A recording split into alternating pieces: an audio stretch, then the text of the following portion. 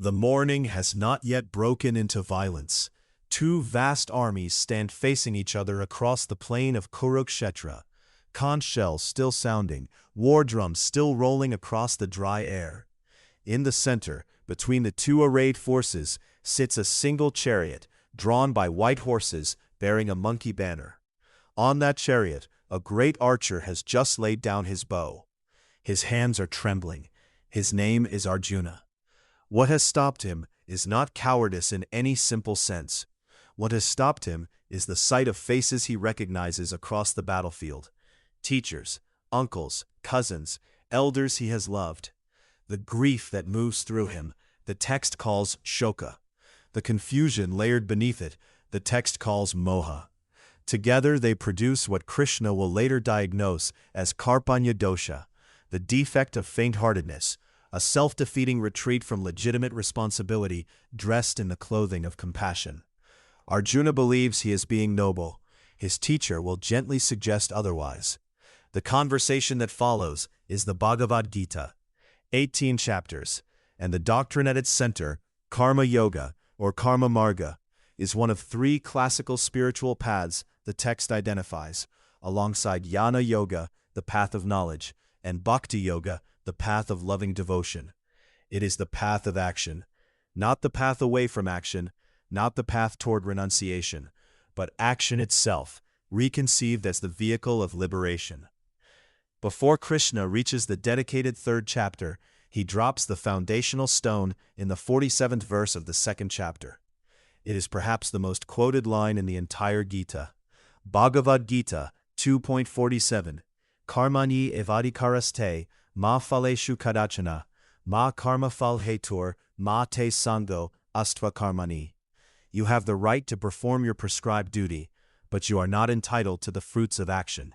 Never consider yourself the cause of the results of your activities, and never be attached to not doing your duty. 4 instructions compressed into one breath. Do your duty, do not claim the fruit, do not even take pride in being the cause of whatever results come.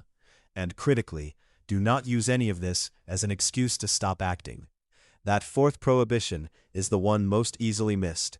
The teaching is not a philosophy of withdrawal. The teaching is a philosophy of full engagement with the inner cord of craving cut.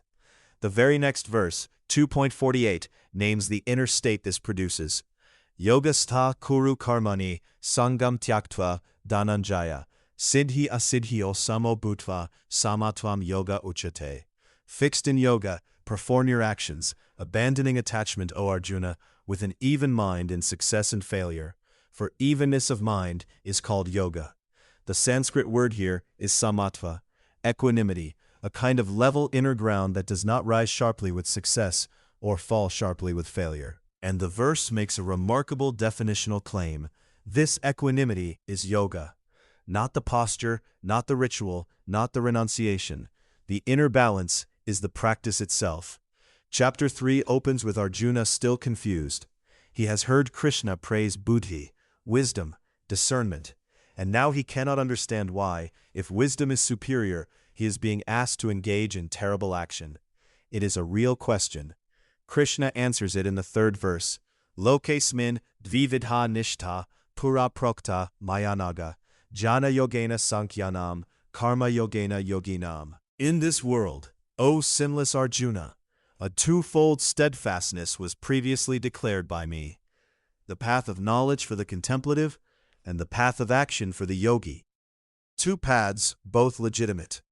But what matters here is the word niṣkāma, steadfastness, firm orientation.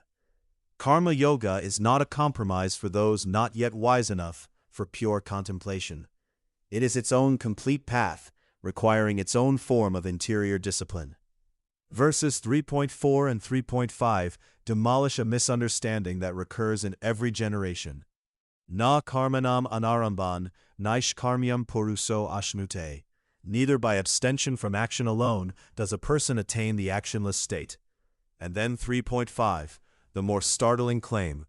Na hi kashkichanam api jatu tishtat akarmakrit, karyate hi avasha karma sarvaha prakritijer gunai. Not even for a single moment does anyone remain without acting. Everyone is driven to act, even against their will, by the gunas born of Prakriti. The three gunas, tamas, rajas, and sattva, the qualities that constitute all of material nature, are always moving through us. To sit still and believe you have escaped action is itself an action, driven by one guna or another. The question is never whether to act. The question is from which interior place the action arises. Consider someone living through a particular kind of exhaustion. A woman in her mid-40s caring for a parent with advancing dementia, still raising her own teenage children, still present at her job, still answering the phone when friends call. She has not chosen this accumulation of responsibilities. She did not plan it. And inside the relentless demand, she has begun to feel that her actions mean nothing, because nothing she does changes the underlying trajectory. Her father is still forgetting his name. The children are still pulling away in the particular teenage way. She does the work anyway, day after day, and somewhere in her is the exhausted question, why, if none of this is within my control, should I keep giving myself so completely? That question lives at the exact center of what the Gita is addressing. Not the crisis of a warrior on a battlefield, but the crisis of anyone doing necessary, costly work, whose outcomes are not in their hands. The answer the text gives is not motivational. It is structural. The work is not for the fruit. It never was. The fruit belongs to the field of Prakriti, to causes and conditions far beyond any single actor. What belongs to the actor is the quality and intention of the action itself. This is the concept the text calls niṣkāma karma, desireless action, from niha meaning without and kama meaning desire or craving. The commentary tradition is careful to say this does not mean indifference or passivity.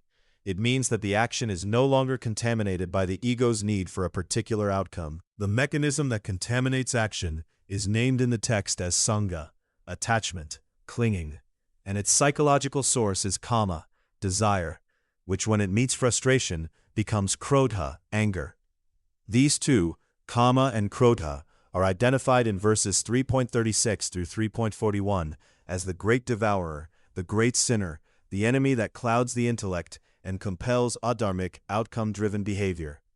Sakama karma, action driven by craving for results, creates what the text calls karma bandhana, bondage through action. The commentary tradition has observed that this kind of striving toward outcomes generates precisely the anxiety and depletion that eventually makes sustained action impossible. Against this, Krishna introduces a different frame for all action, the concept of yajña.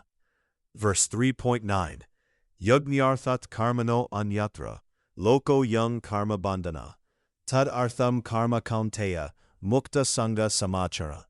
Perform action for the sake of yajña, which does not lead to bondage. Any other action leads to bondage. Therefore, perform action for the sake of yajña and move free from attachment. The word yajña traditionally means sacrifice, ritual offering, the sacred fire. Krishna does not discard this meaning, but expands it to encompass all selfless action. An action offered without ego and possessiveness becomes yajña, a contribution to the larger order, to what the text calls loka sangraha, the holding together of the world. Loka sangraha is one of the most quietly powerful concepts in the chapter. Verse 3.20 introduces it through a historical example. Karmanaiva hi samsiddhim astita, janakadaya, loka sangraham evapi sampashyan kartum arhasi. By action alone did kings like Janaka attain perfection. So even from the viewpoint of the welfare of the world, you should act. King Janaka, the philosopher king of Videha, father of Sita, ruler and sage simultaneously, is the paradigm here. He did not abandon the world for a forest. He discharged every worldly responsibility while remaining inwardly unbound. His name itself, Videha, carries the meaning of one who has relinquished identification with the body. He is proof that karma yoga requires no monasticism. And then in verse 3.25, Krishna makes a distinction that is almost invisible, but psychologically exact. Shakta karmani avidvamso yata kurvanti parata. Kuryad vidvams tata sakta shakirshur loka sangraham. The ignorant act with attachment. The wise also act, but without attachment, desiring to instruct and sustain the world. The outer behavior can look identical. A father drives his son to the hospital at 3 in the morning, whether he acts from anxious clinging or from steady love. What differs is the interior ground. One action is pulling the self toward a fixed, fearful demand on the future. The other is simply the fullness of what this moment asks. The text says the second is not only spiritually superior, it is more durable. It does not deplete. The concept of svadharma, one's own duty and nature, closes the chapter's arc. Verse 3.35, Shreyan svadharmo viguna, paradharmat svanushtitat, svadharme nidhanam shreya, paradharmo bhayavaha. It is far better to live your own destiny, however imperfectly, than to imitate another's with perfection. Even death in your own nature is better. The field in which niṣkāma karma is practiced is not chosen by ambition or comparison. It is the actual life in front of you, the relationships you hold, the role that genuinely belongs to you by nature and circumstance. The woman caring for her father, the friend who shows up, the teacher still at the board after 20 years. This, not some ideal elsewhere, is where the practice lives. What to carry forward into your actual day. The Gita does not ask you to feel nothing, want nothing, or stop caring how things turn out. It asks something more precise and more difficult, to act from your actual nature, in the actual situation in front of you, with the grip of craving loosened enough that the outcome, whatever it is, does not define your inner ground. The action is yours. The fruit belongs to the field. Do the work. Offer it. Come back to level ground.